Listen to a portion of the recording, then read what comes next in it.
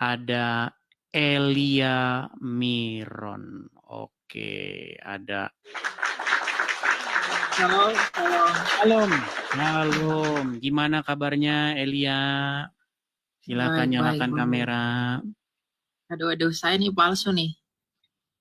Nah, mantap. Gimana kabar Elia? Baik. Bang. Apa kabar di sana? Baik, puji Tuhan baik. Kapan nih mau datang main-main ke sini? Waduh, aku nggak bisa datang ke sana. Aku kan kemarin ngurus visa ditolak. Nggak bisa. Oke. Ya pelan-pelan lah. Ya jadi aku cuma mau ini aja sih Bang, mau sampaikan ya ke teman-teman. Ya kalau apologetika itu kan kita saling support ya. Jadi bukan saling inilah sirik-sirikan, iri-irian. Karena apa sih alasan kita untuk begitu? Karena kan kita melayani Tuhan yang sama gitu. Aku secara pribadi banyak belajar dari Bang Edis ya untuk bagaimana cara kita melawan mereka yang sebelah, dari yang lain-lain juga yang mungkin saat ini jadi rivalnya gitu. Jadi kita tuh saling melengkapi lah gitu. Jangan mempertajam perbedaan lagi gitu. Kalau masalah perdebatan kemarin saya pikir itu hanya ya perbedaan disi-disi aja, cuma karena ya gitulah ya, terlalu dipanas-panasin, terlalu diumbar-umbar sehingga mempertajam perbedaan itu gitu. Iya, dan jadi, membuat banyak kadrun senang itu. Iya. Jadi buat Pak Edis ya semangat terus aja sih untuk visi-visi yang dari Tuhan yang akan mau disampaikan. Karena kita nggak tahu loh, yang aku lihat ya, yang dari pelayanan yang Bang Edis lakukan ini itu banyak tuh yang udah Kristen jadi yang sebelah pada balik-balik lagi. Ya banyak sekali. Yang pada mualaf itu akhirnya memang sudah meninggalkan Islam lagi. Begitu. Iya pada balik lagi gitu loh. Karena mereka sadar betapa buruknya ajaran itu gitu. Kalau kita di Indonesia memang ya mungkin dengan cara Bang Edis tuh nggak mampu, nggak bisa karena ya demi sustainability pelayanan kan, tahulah ya gimana ya gitu. Tapi jadi teman-teman maksud saya gini ya, semua orang punya ladangnya, semua orang punya talenta, semua orang punya bidangnya. Ada yang menanam, ada yang menyiram. Jadi ya saling support lah gitu. Nah, iya betul. Itulah makanya teman-teman. Iya. Prioritas yang penting mana gitu. Kalau teman-teman mau bantu dengan apa yang dilakukan Bang Edis ya silahkan gitu. Aku kalau banyak duit aku bantu kok Bang. Jadi kalau memang benar-benar tulus begitu ya, kenapa tidak senang dengan pekerjaan yang sama-sama pekerjaan kita gitu. Kalau tulus. Tapi kalau ada sudah motif-motif tertentu ya seperti itu. Motifnya sudah beda gitu. Meskipun ada kekurangan di antara kita masing-masing ya dimaklumi aja gitu loh. Saling menutupi aja gitu. Bukan malah dikorek-korek apalagi mengumbar-ngumbar itu kan nggak bagus. Betul sekali. Jadi aku mau nyampaikan semangat selalu buat teman-teman yang mau support Bang Edis, silakan disupport teman-teman karena kita ini mau melakukan pekerjaan Tuhan. Pada akhirnya kita akan tahu bagaimana kan dari buahnya kita dikenal. Iya. Thank you. Padahal kita ada agak sedikit nih, tapi nanti kalau gini dibilang kita bahas-bahas lagi. Kenapa? Kan sebenarnya kita para apologet ini itu beda jam terbangnya dengan bapak-bapak gembala begitu. Karena ada sebagian oknum begitu. Bapak-bapak pendeta yang coba memasuki ranah apologetika. Padahal saya ini berdebat dengan orang Islam, kalau misalnya bisa dihitung, mungkin udah ribuan kali saya debat dengan orang Islam. Tapi jadwal khotbah saya jauh di bawah bapak-bapak pendeta. Makanya saya kalau khotbah nggak bisa, saya gagu-gagu kalau khotbah. Jangankan khotbah, doa saja, mimpin doa saja saya gagu-gagu. Begitu, karena memang jam terbang saya tidak di situ. Begitu. Jadi maksud saya begini, kemarin itu kita sudah membawa satu argumen yang airtight itu ya. Maksudnya yang tidak ada celah bagi Muslim untuk menjawab gitu. Itu sudah, ya kita sudah bikin itu satu bahasa yang bagus. Jadi Muslim nggak akan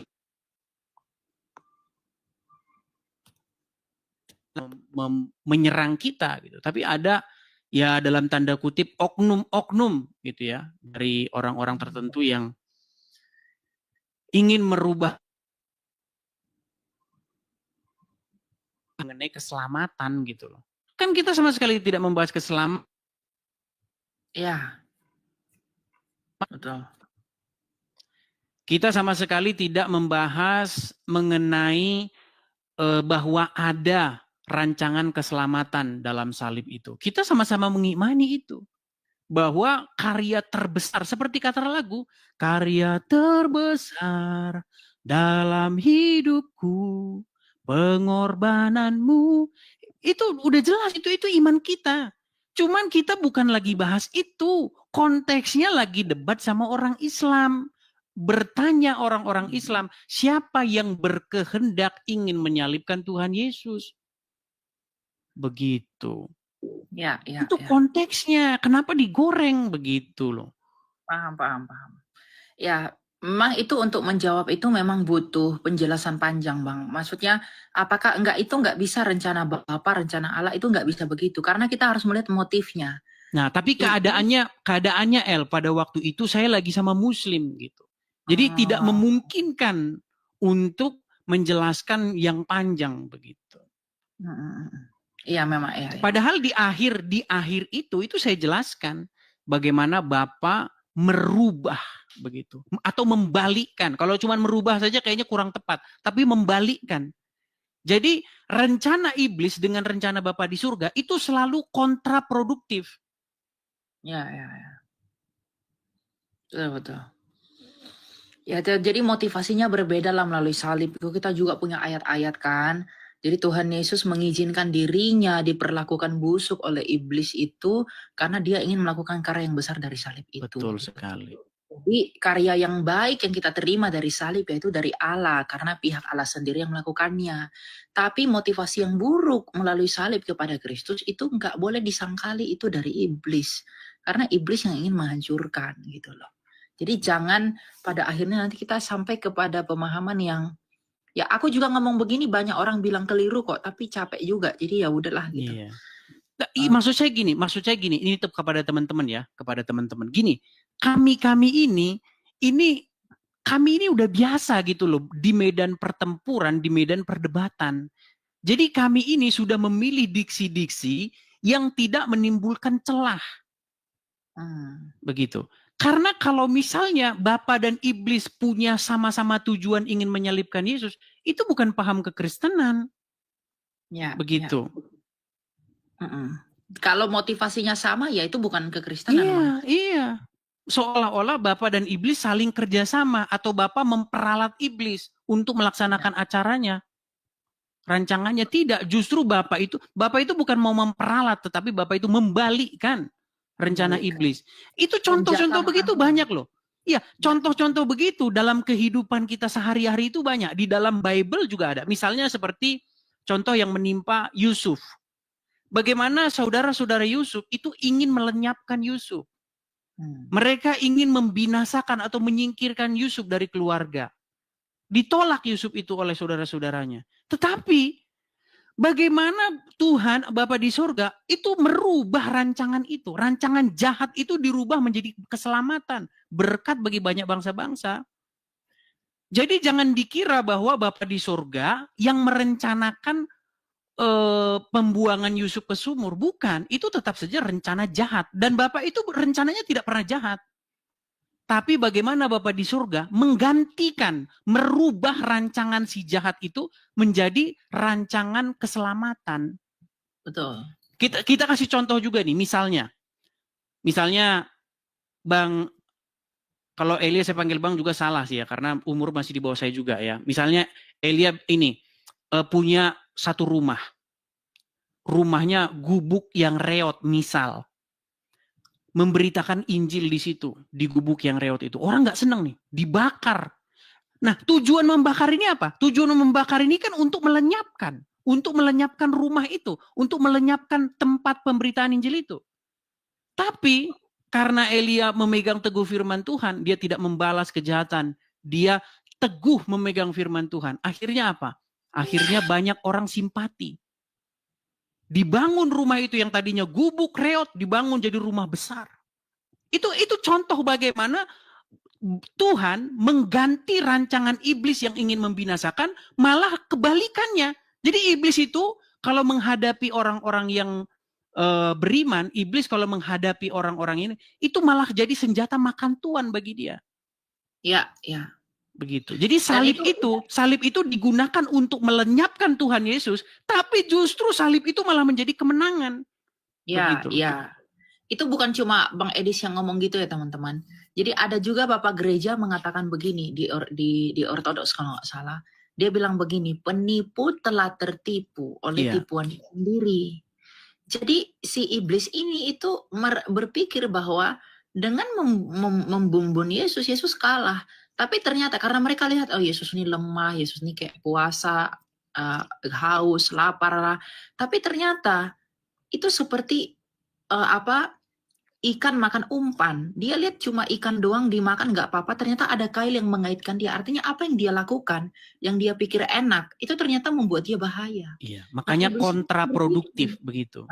Dia pikir itu jalan untuk melenyapkan, ternyata malah menghabisi dia sendiri gitu loh. Iya, betul. Begitu. Makanya iblis itu yang tadinya berpikir melalui salib dia bisa menelan Kristus, justru Kristuslah yang menelan, menginjak kepala iblis itu melalui salib itu. Karena iblis itu malu dengan salib, maka muncullah ajaran Yesus tidak tersalib. Nah, itu sekarang yang kita hajar gitu loh. Iya, gitu. Jadi jangan kalian bilang saya sepakat dengan Juma. Sejak kapan saya sepakat dengan Juma? Enggak. Lihat penjelasan saya sampai akhir gitu loh. Betul. Begitu. Jadi sekarang ini yang kita lawan itu seperti itu. Melawan sebuah ajaran penghinaan terhadap karya terbesar Tuhan kita, yaitu wafat di kayu salib. Kematian Sang Mesias di atas kayu salib itu karya puncak itu. Makanya dia katakan telah selesai. Itu karya puncaknya. Begitu. Jika orang berkata bahwa Yesus tidak mati di salib, itu penghinaan yang luar biasa. Gitu. Kepada karya Tuhan Yesus itu. Betul. Dibilang Tuhan Yesus kabur dari salib. Kayak nabi tetangga yang pengecut. Nah, bisa begitu. Tuhan Yesus justru menggantikan di atas salib lah. Tuhan Yesus menggantikan ketidaktaatan kita melalui ketaatannya. Karena kasihnya. Mengapa Yesus dikatakan taat di kayu salib? Karena dia mau taat mengikuti kehendak Bapa. Karena Bapa tahu melalui keinginan jahat iblis ini, Bapa ingin menginjak iblis itu melalui rencana busuk iblis sendiri. Iya, seperti itu. Jadi marilah kita pahami Bible kita. Bible kita ini bukan omong kosong barang tidak berharga gitu. Ada satu keselamatan besar di dalamnya. Seperti itu. Bagaimana kita itu harus hidup. Tuhan Yesus itu mengajarkan hidup ketaatan kepada Bapa.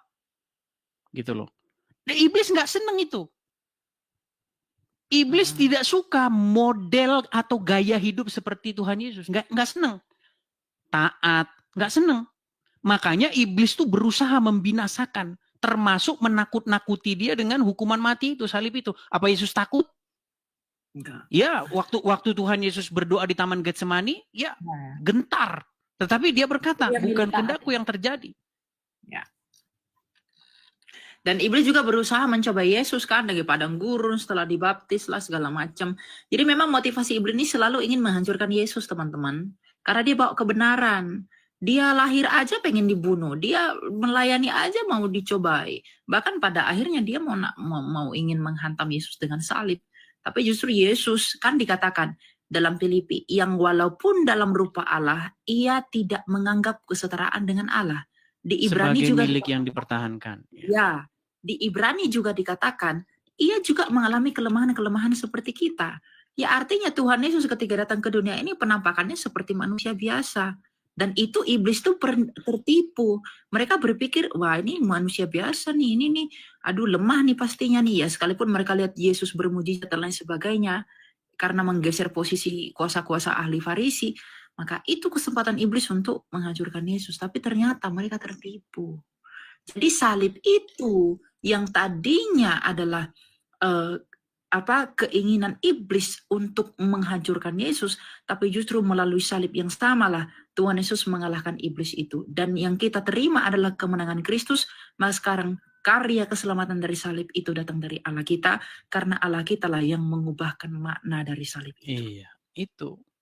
Jadi supaya teman-teman kalau pakai salib ngerti makna di baliknya begitu. Jangan seperti tetangga sebelah pakai bulan nggak tahu bulannya dari mana datangnya. Gitu. Kepala Dewi Aprodit. Iya. Jadi maksudnya supaya begini teman-teman. Inilah kami para apologet itu teman-teman. Kami ini punya jam terbang begitu.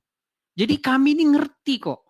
Kami akan mencari sebuah diksi, kami akan merangkai sebuah kosakata di mana bangunan kosakata yang kami bangun itu tidak bisa ditembus oleh pertanyaan-pertanyaan selanjutnya.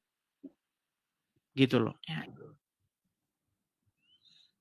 Itu yang kami lakukan, teman-teman. Jadi yang bukan apologet, oknum-oknum pendeta, ya khotbahlah di gereja, itu kan bagus juga, itu pekerjaan Anda begitu. Saya malah senang kalau Anda khotbah, saya malah dengerin gitu loh. Aku juga khotbah di gereja, Bang, karena aku tiap hari Minggu tuh ada khotbah di gereja. Cuma gini, kalau aku berhadapan dengan dengan ya sebelah itu, dengan aku berhadapan dengan jemaat itu beda apa yang mau disampaikan gitu loh. Yeah. Jadi caranya itu mengkontekstualisasikan pesannya itu beda, meskipun intinya sama gitu.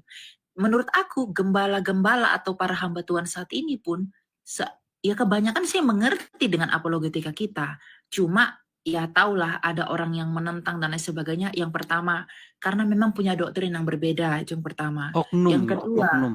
Ya oknumnya itu punya doktrin yang berbeda dengan kita, ya enggak masalah, enggak apa-apa. Tetapi yang kedua juga ada yang memang dengan niat yang lain-lain lah gitu. Tapi sekalipun kita memang berbeda pandangan, berbeda dogma dalam hal memandang penyaliban itu, misalnya katakanlah begitu, itu enggak kita jadikan untuk alasan kita berpecah dalam semangat apologetika kita. Apalagi kita sama-sama berapologet juga. Tapi harusnya saling mediasi, saling tanya. Jadi akhirnya salah paham. Jadi enggak mengedepankan ego untuk, oh ini nih gua nih, ini nih enggak. Tapi diharmonisasikan gitu loh.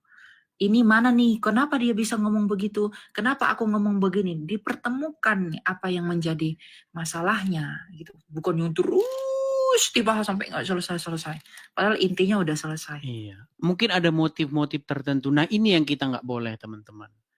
Ya, artinya apa? Besi menajamkan besi, manusia menajamkan sesamanya. Maksudnya begini, kalau ada satu pendapat yang tidak ini, marilah kita jadikan itu sebagai gerakan kebangkitan iman, gerakan kebangkitan membaca Bible kembali. Tapi motivasinya jangan sampai motivasinya itu sudah lain, ngerembet kemana-mana. Ya. Begitu. Kalau motivasinya sudah ngerembet kemana-mana kan berarti ada yang tidak beres di hatinya. Begitu. Ya, orang salah paham dengan kita ya nggak apa-apa. Saya juga mulai melayani 2 tahun lalu itu banyak disalahpahami. Tapi pada akhirnya kalau kita tulus, Bang, kalau kita benar-benar ingin menyampaikan yang Tuhan sampaikan, atau yang benar-benar yang benar itu yang kita sampaikan, sekalipun orang lain salah memahaminya, nanti Tuhan sendiri kok yang akan menunjukkan itu gitu. Aku udah alami itu. Mudah-mudahan lah ya. Ya jadi semangat terus ya Bang ya. Aku mau sama-sama, semangat juga El, semangat juga. Ya, thank you teman-teman. Sama-sama. Ya. Oke, ya itulah teman-teman. Jadi teman-teman, marilah kita kepada porsi atau pekerjaan kita masing-masing.